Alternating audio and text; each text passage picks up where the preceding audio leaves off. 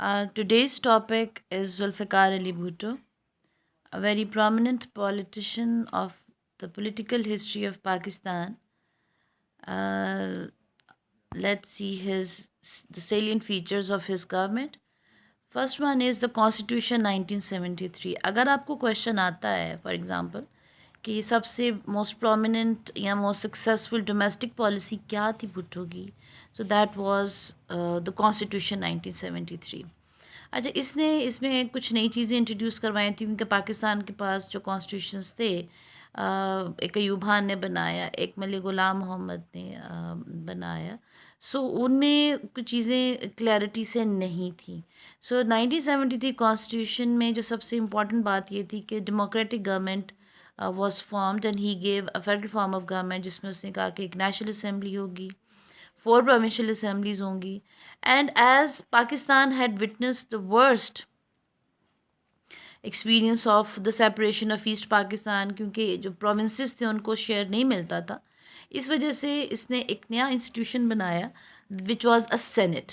अब सेनेट जो थी ये भी प्रोविंसेस को रिप्रेजेंट करती थी, तो ये चीज़ इसने बनाई जिसकी वजह से बेसिकली इसका जो मेन एम था वो ये था, like if you would be ask इसका क्या बेनिफिट हो सकता था या जो डेवलपमेंट लिखोगे आंसर की, तो आप ये लिख सकते हैं कि जो सेनेट प्रोविंशियल असेंबलीज जो थी, it means that provinces had provincial autonomy and they would have more say in the government while passing a law. Number two, according to the constitution, the head of the states like prime minister and the president, they should be Muslims, and the definition of a Muslim was also given that he should believe in shahada. Number three, Pakistan would be known as an Islamic Republic of Pakistan. और इसके अलावा और भी बहुत सी चीज़ें थी that अगर आपने प्राइम मिनिस्टर को हटाना है तो you need 2/3 majority of the national assembly. और so ये जो था इनका जो कॉन्स्टिट्यूशन था ये सबसे ज़्यादा सक्सेसफुल था. Moving on to his agriculture reforms did not went well. The reason was that he himself was a feudal lord and he tried to set some examples as a good feudal lord. लेकिन हुआ ये कि जो इसने agriculture reforms introduce की भुट्टो, उसको अयूब खान को follow करते हुए जो उसने लैंड रिफॉर्म्स लगाई थी, जिसमें उसने अयूब खान के, आपको याद होगा कि 500 एकर्स और 1000 एकर्स पे वो रिस्ट्रिक्शंस लगाई थी, इसने उसको मज़ीद कम किया. इसने कहा कि जो लैंड ओनर्स हैं they can have 250 acres in irrigated area and 500 acres in unirrigated area and the rest of the land would be given to the poor farmers. ना अगर ये सोचा जाए तो ये बहुत अच्छा लॉ है क्योंकि उनकी वो ज़मीनें फारिग पड़ी रहती थी, बंजर रहती थी. So by giving it to the tenant, to a farmer, so जाहिर है वो काम में आ जाए, किसी का बेनिफिट होगा. So most of the land owners they did not share their authority with any tenant or anyone who was outsider. So उन्होंने क्या किया कि just to avoid these land reforms, what they did that they transferred their lands to the extended family members on the papers, just because they wanted to show to the government that we don't have इतनी ज़्यादा हमारे पास ज़मीन ही नहीं है जी कि हम लोगों में क्यों बांटें. Then he provided improved farming technology. इसने हक शिफा इंट्रोड्यूस किया जो आज भी पाकिस्तान में चलता है, मतलब इस रूल को फॉलो किया जाता है, which was security of tenure.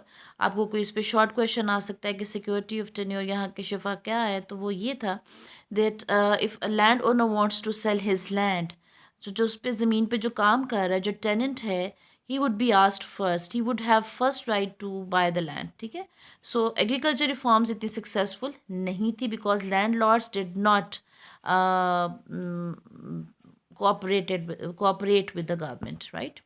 Industrial reforms में भी काफ़ी नुकसान हुआ. इसमें हुआ ये था कि भुट्टो ने रशिया को फॉलो करते हुए, कम्युनिस्ट स्टेट्स को फॉलो करते हुए ऐसे नेशनलाइजेशन इंट्रोड्यूस की पाकिस्तान में, जिसमें से 70 major industries were brought under the control of the government. अब इससे हुआ ये कि नेशनलाइजेशन से बड़ा बुरा इफेक्ट हुआ फैक्ट्री ओनर्स पर और लेबर पे भी. अब वो हुआ कैसे कि जब उन्हें शेयर करना पड़ता था, शेयर अपना प्रॉफिट, तो जो फैक्ट्री ओनर्स थे they found it like hard कि अपना शेयर वो गवर्नमेंट से कैसे जो है वो प्रॉफिट के जो है वो कैसे शेयर करेंगे. दूसरी तरफ जो जब उनको शेयर करना पड़ा तो जो लेबर थी उसकी सैलरीज कम हुई. और ये नेशनलाइजेशन सिर्फ इन्होंने इंडस्ट्रीज़ में नहीं की, एजुकेशन में भी की, हर जगह पर, वो मैं आगे आपको बताती हूँ. सो लेबर की जब सैलरीज़ कम हुई तो उनका काम जो है उसकी जो मयार था, जो स्टैंडर्ड था वो भी गिर गया। सो इंडस्ट्रियल रिफॉर्म्स भी इतनी सक्सेसफुल नहीं थी, इससे लेबर यूनियंस बनाई टू प्रोवाइड दम बेसिक ह्यूमन राइट्स। सो इंडस्ट्रियल रिफॉर्म्स जो थी उनका इतना कोई बेनिफिट नहीं हुआ, लेकिन इंडस्ट्रीज़ खुली काफ़ी ज़्यादा। रशिया ने हमारे यहाँ पे स्टील मिल हमें बना के दी, तो इंडस्ट्रियलाइजेशन हुई थी, लेकिन नेशनलाइजेशन की वजह से थोड़ा नुकसान ज़्यादा हुआ। Social and health reforms of Bhutto. He promised that he would allocate a handsome amount of budget to the education, but unfortunately he could not do so. Like he believed that education को हम बढ़ाएंगे, उससे ये वादा भी किया, लेकिन वो ऐसा नहीं कर सका था। Only 13% of the budget was allocated to the education, और जो उसने एक स्टैंडर्ड सेट किया था कि एजुकेशन की जो परसेंटेज है वो बढ़ेगी, तो वो सिर्फ 1% लिटरेसी रेट जो था वो बढ़ा था। इसने ये भी प्रॉमिस किया था कि जी जो प्राइमरी एजुकेशन है टिल प्राइमरी यानी 5th क्लास तक एजुकेशन फ्री होगी, वो भी नहीं हो सका था। Then he established Allama Iqbal Open University, which is still operating in Pakistan across nationwide जो है ये चल रहा है across पाकिस्तान, और is the best source of the distant education। यानी वो लोग जो शहर में नहीं पढ़ सकते आके और यूनिवर्सिटी के थ्रू पढ़ना चाह रहे हैं और अच्छी एजुकेशन लेना चाह रहे हैं, सो वो अपने घर बैठे हो इससे डिग्री ले सकते हैं।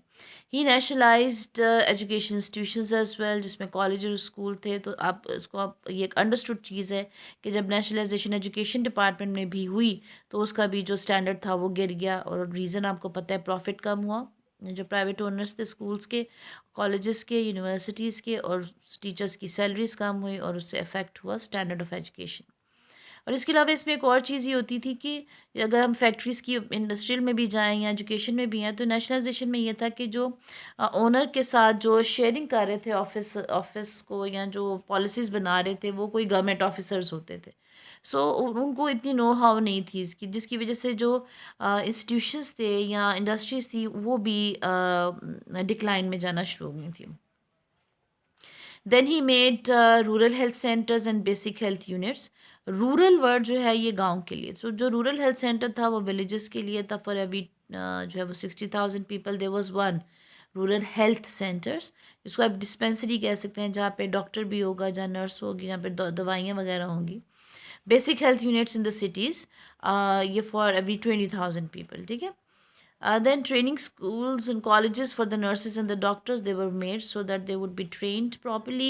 फिर जो doctors थे, जो जो freshly graduated थे, they were supposed to serve in the villages to provide better and updated health facilities to the people. Then he banned brand names of the medicines, जो खास तौर पे जो लाइफ सेविंग ड्रग्स थी उनकी इसने कीमतें कम की थी, लेकिन ये फेल हो गया था, क्योंकि पाकिस्तान में हुआ ये कि जो फार्मास्यूटिकल कंपनीज थी, जो दवाइयाँ बनाने वाली कंपनीज थी, they refuse to invest in Pakistan, and just because of that इसको ये अपना डिसीजन था ये वापस लेना पड़ा। Then comes is administrative reforms, इसमें इसने सिविल सर्विसेज और पाकिस्तान को मज़ीद ज़्यादा टफ़ किया, लेकिन इससे पैट्रनेज जो थी वो आ गई, यानी इसमें फेवरेटिज़म बहुत ज़्यादा आ गया था। बहुत से लोगों की जो हायरिंग हुई थी सीएसएस एग्ज़ाम्स के बाद, जो हाई रैंकिंग जॉब्स होती हैं उसमें, वो रिश्वत या सिफारिश पे होना शुरू हुई। देन ही इंट्रोड्यूस यूनिफाइड पे scales for the government officers. ये आज तक चल रहा है कि गवर्नमेंट ऑफिसर्स में, गवर्नमेंट जॉब्स में जो एक ही स्केल है, उसकी जितने भी लोग हैं उन सब की एक जैसी सैलरी, यूनिफाइड सैलरी होती है। Then foreign policy, foreign policy जो थी भुट्टो की वो सबसे ज़्यादा सक्सेसफुल थी। यानी अगर हम दो चीज़ों को हाईलाइट करें, यानी अगर आपको क्वेश्चन सिर्फ डोमेस्टिक पॉलिसीज़ का आता है तो उसमें फॉरेन पॉलिसी मत लिखना, लेकिन अगर आपको ओवरऑल उनकी सक्सेसेस वो पूछ रहे हैं तो फिर उसमें आप फॉरेन पॉलिसी ऐड करना।